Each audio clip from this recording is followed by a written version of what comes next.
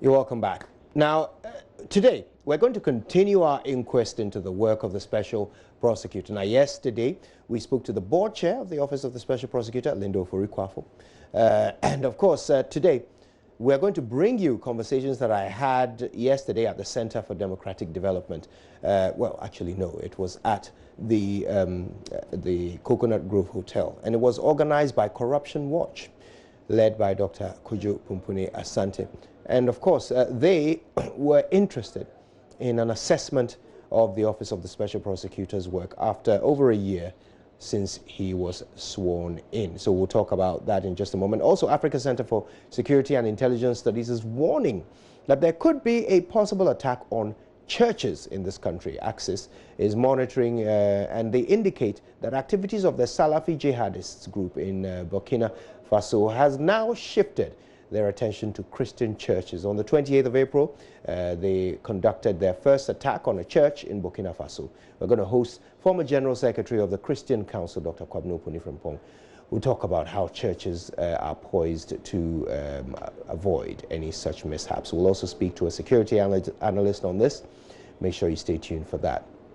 But first, yesterday at an event organized by Corruption Watch, Dr. Kojo Pumpuni Asante spoke about the work of the Office of the Special Prosecutor 15 months after Mr. Amidu was sworn into that office. He gave some very interesting details under 4 separate pillars. And then we followed that with a conversation between myself, Dr. Asante, the board chair of the Office of Special Prosecutor, Linda Ofori-Kwafo, with contributions from Dr. Osai from University of Ghana, Legon. Enjoy. So we're here on the sidelines of a Corruption Watch event organized here in Accra. The purpose was to assess the work of the Office of the Special Prosecutor. They took a year of the existence of the office and sought to assess it and see what progress they had made in various areas. We'll be speaking to the person who addressed the event in just a moment. But we have here with us Dr. Udro Osai, who was here for the entirety of the event. We also have the board chair of the Office of the Special Prosecutor, Madam Linda Ofori-Kwafo. Let's sample some of their thoughts. And Doc, it's very nice to see you. And thanks for making the time, Mrs. Ofori-Kwafo. Preliminary thoughts. I mean, this was quite an in-depth look at specific landmarks throughout the life of the office. How do you assess the performance of the office in light of the information shared? Thank you very much. The information shared was an eye-opener, except that, you know, when you're assessing the performance of an organization, a new organization 1 year, it will be extremely difficult for you to assess the organization on the basis of its core mandate. Because 1 year is a period required to put in place systems and structures. A good organization with good human resources may attempt or commence the process of delivering on its real mandate, because the mandate will have to be developed within a system. If the system is not there, it will be extremely difficult for them to deliver on. So I would see it more as assessing government, assessing stakeholders, and assessing the key actors on how best we have prepared the institution to deliver its mandate within 1 year. And on that score, I would say so far, so good. We've had government making all kinds of provision for them. We've had buildings for them. We've had recruitment of staff for them. Those, for me, are important fundamentals to help them to deliver on their mandate. One thing that is missing here is, and I'm hoping that by June they will have it, is the website. So they will be able to publish most of the things they are doing on the website. A number of issues have been also mentioned here. The areas of preventing stampeding and then prosecuting a lot of cases in an election year 2020. That has been mentioned here. The need for institutional collaboration and coordination to reduce duplicity and avoid double jeopardy, so we will be able to do some consistent and coherent prosecution has also been mentioned here. The need to regularize the engagement between the civil society organization and the Office of the Special Prosecutor, because all of us started this discussion and we are very fortunate to have one of our own chairing the board. What it then means is that we continue to sustain the engagement so we can support the institution to be able to fight the the corruption all of us want to fight in this country. So my comment is that it's so far so good, but there's more room for improvement. Now, one of the pillars on which the office was assessed was the ability to engage the public. And the interesting point was made that the law stipulates a certain minimum engagement. 6 months, every 6 months there should be a certain update on cases investigated. But Dr. Asante also made the point that that is pretty much the minimum. There's nothing limiting the special prosecutor in how much information he chooses to share with the public. Now, bearing in mind the credentials of Mr. Amidu as an anti-corruption crusader, and bearing in mind the importance of sunlight as a weapon in the fight against corruption, how does it strike you that he hasn't chosen to take advantage of his ability to share as much as he thinks is appropriate, to talk more, to interact more with the public? If you are managing a state institution or a public institution, meeting the minimum standards required by law is important. It is after meeting the minimum requirement that you go beyond meeting the minimum requirement. Mr. Martin Amidu, before he became a special prosecutor, operated as a person. He can just get up one day, put information out there. But on this occasion, he's working up to a board. He's expected to put information that has been cleared by the board and those that requires to be in the public domain. His operational protocols will have to be approved by the board and all of that. So those are benchmarks, and those are things that may impose hindrances on him to come out and give information as he used to give. But that does not also prevent him from going beyond the minimum standards. And that is why I want to agree with Kojo. But they are early days yet. I want him to meet the minimum condition. Then after that, he can fashion a strategy of adding on after meeting the minimum condition. Because after all, if he's not able to meet the minimum condition, somebody can take him on in law. But then if he goes, he meets other conditions without meeting the minimum condition, he can get away with it. So my position is he should work towards meeting the minimum conditions, and then after that consider meeting other conditions that has come up today, so that we'll be able to work hand in hand to give people information. But I must say that in the fight against corruption, support, coordination, collaboration, information sharing is important. Corruption fighting without transparency is meaningless. Let us all be transparent.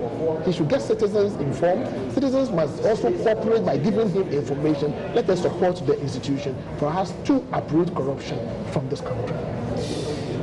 Let's look to the future. I mean, how much time do you think the people of Ghana, civil society, the government of Ghana will give Mr. Amidu? It's been 15 months. He hasn't yet met that minimum condition.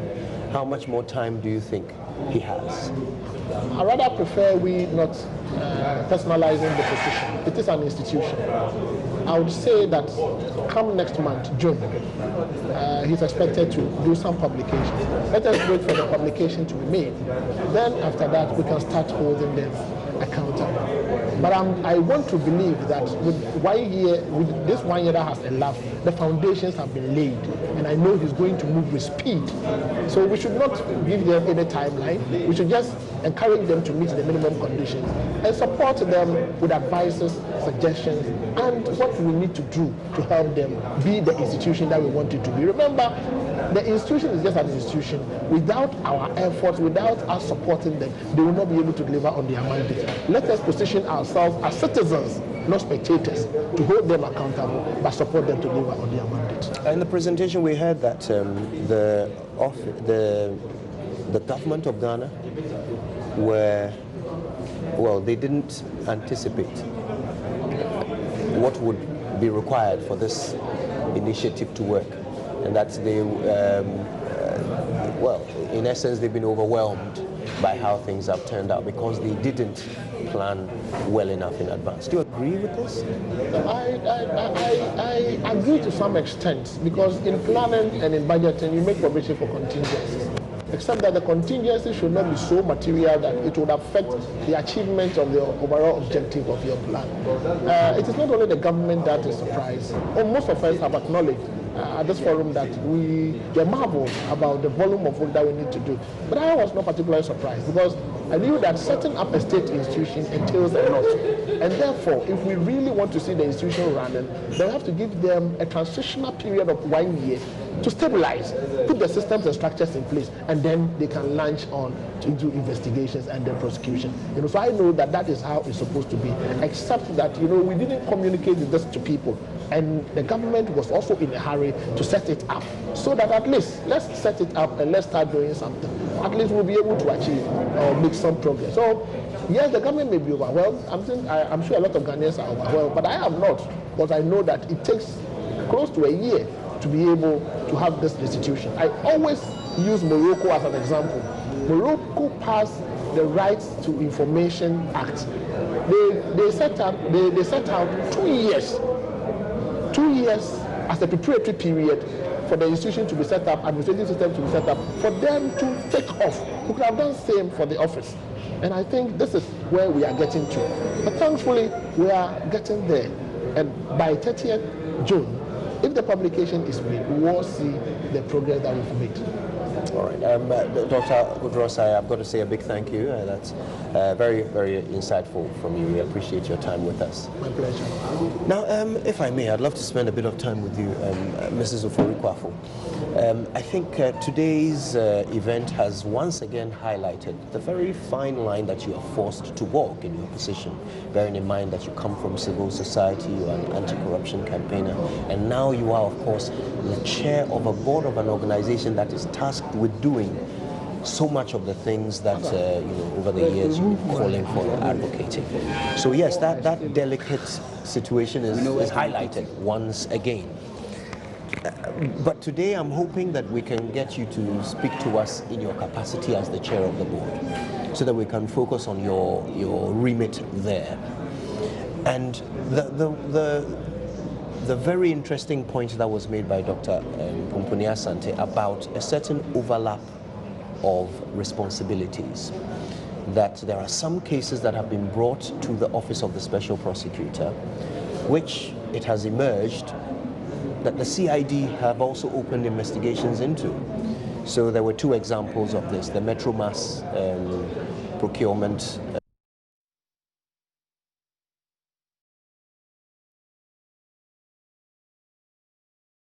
Mr. Charles Bisu and accused him of taking bribes. I'm curious.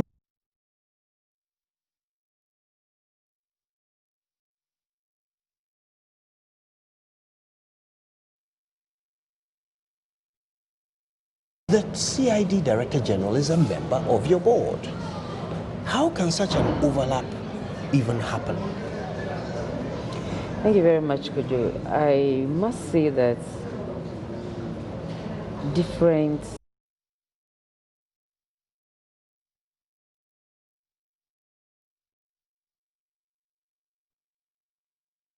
asking ourselves is, as a people and as a country, have we put in place the mechanisms to address this overlap? I remember some time back, civil society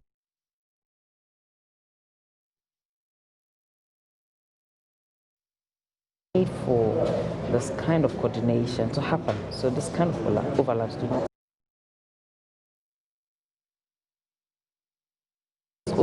Everything was moved to church for that continuation of the process to go on. Okay, so now, before the special prosecutor, CID was investigating matters of this nature, as described by you right now, and also during Kojo's presentation. So there is the possibility for such a thing to happen if we still do not have a mechanism in place to be able to address this kind of. So the recommendation that has come is very, very important to be considered now, so that we can avoid such situations in the past. If you mention the CID boss being part of the board, and so such an overlap shouldn't have happened. The board meetings do not discuss what the various institutions are investigating. So then obviously it would be a discussion or conversation between 2 parties. and not necessarily at a board meeting, which it will be presented as an agenda item. So it does not happen. So now that has come up, maybe further investigations can be conducted on the issue. But then it has happened before. We still do not have a procedure, an arrangement known to the public. They might have a way of going about it, but then maybe this time it has failed, and so we should be able to quickly look at the matter and address it. I mean, I understand the point you're making about how specific cases would not come up for discussion at a board meeting. But in a situation like this where we have such an overlap and the two parties involved, the special prosecutor and the CID Director General, sit on the same board, I mean, surely there must be some communication between them, especially after the overlap was identified. So how come this proceeded without a resolution? How come there is still a case ongoing, being pursued by the CID, while the matter still remains on the desk of the Office of the Special Prosecutor? It take the two organizations to resolve the issue. As I said, it has not come up for discussion, and I'm not sure it will immediately. It will come up when we have to look at some of the recommendations made at today's forum, and then fast-track the process of having a protocol in place that looks at this kind of, so it doesn't happen again. But for now, it has happened. It happened, and the conversation has actually might have happened between the two different organizations, and so they will find a way around resolving the issue. I don't know the extent to which investigations that the CID has got into or the OSP's office might have gone on with the matter. But then if there is a need for any kind of one person, one organization leaving the case for the other to investigate, I'm sure those kind of discussions can happen. Can I weigh in on that? Actually, you can. I was just about to introduce you. We're joined now by Dr. Pumpuni Asante, who gave the main presentation at this event, this Corruption Watch event. Very nice of you to join us. Thank you so much. And I was going to come to you on this issue, so please go ahead. Yeah, so I think one of the things that the board, is a fine line they have to walk. You know, when we were, and I talk about design because sadly, you know, there was a conscious effort to separate these mandates. So you don't want a board. First of all, actually, you didn't need a board, but because you are going under Article 190, you have to create a governing board. But if you're going to create a governing board, then it has to be a board that only does coordination. Now, what does that mean in practice? So you can envisage a situation where, unless the OSP comes to say, I'm having a coordination problem on a case, the board can't go and raise that matter, because that will be directly dealing with a particular case, and that it's forbidden within the law. So it has to come up either through the OSP or one of the agencies, and then it becomes a board issue. And even when it becomes a board issue, it's a policy issue. So they cannot go to the details of the case. But if there's a coordination problem, what kind of policy mechanism do we have to put in place to ensure that when these matters come, you resolve it? And I think all of those things, the board will have to figure it out and put in even further policies to deal with it, because I don't think we have that kind of structure in the law enforcement structure now. So they're going to be learning quite a lot. This is interesting, though, and I think perhaps we can all think about this, because the way the law is written, there is representation from specific institutions, and you would want to think that there was some design that went into the selection of the. So, for example, the CID Director General, indeed, and it wasn't a former CID Director General, or it was the need was for a current CID Director General. Actually, am I right? So it basically says a representative of the IGP, but at the level of, I think it's ACP, Assistant Commissioner of Police. So it has to be from Assistant Commissioner of Police or above. So the concept here is that the police is represented. That's right. At the most senior. That's right. Yeah. Which means that there ought to be the benefit of whatever institution represented on the board not being the least informed about the board on which they are, you know. So what could be the long-term solution here? Because I'm sure the CID is just an example we have today. There could be IOCO is on the board as well. I mean, there could be an overlap with IOCO or any other institution. So what is the cure here? How do we make sure that, you know? It's the protocol. I think if you look at other jurisdictions, and it's when we first did the study, we started the process for reviewing the legislation. We looked at South Africa, Kenya, Uganda. In some jurisdictions, because first of all, you have an independent prosecution agency. So you don't have like a special prosecutor and attorney general. You have all of the criminal is under an independent, which is a creature of the Constitution. There's a takeover clause that is there. So it's almost like affirming the authority of that prosecutor, that if you start a corruption case, they can even come and take it over. So it's the purview of that person and nobody else. Those kinds of things, it doesn't exist because of the structure we have. So it needs some agreed mechanism that if a matter happens and there's overlap, even if I do a joint investigation with you, who is in control? If I'm using my investigators to go and do the job because you don't have investigators, should I be the one that is in control?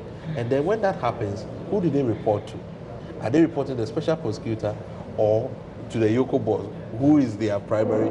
So these are really technical, practical issues that, for me, when you sit down and you put a protocol in place, you have to address. As a first instance, an issue happened. A number of occasions met with different groups. Civil society groups met with him, and some of the presentations made here today were informed from those meetings, and I think he should be commended for that. I don't know the dates for the publication. I don't want to sound like a politician to say soon, but I know, so far as I remain the chair, I've assured you, and as much as it's a procedural person, I'm equally a believer and a lover of rule of law, so I will ensure that happens. We've heard the date June being, mentioned. Is that a date you're aware of? Preparations are being made, because people think it's 1 year has passed, the next 1 year should be June. So maybe he will comply around that date. So we can take that to be your assurance to us that responsibility to publish is the office. The board will ensure the publication happens. Okay, in June. Responsibility is the office. Thank you both very much for your time with us. We appreciate it indeed. And I'm sure this is just the latest in a series of conversations we'll be having in the fight against corruption. Thanks again. You're welcome. Thank you. So you cut the Manasseh part, right? Which Manasseh? The last comment I made.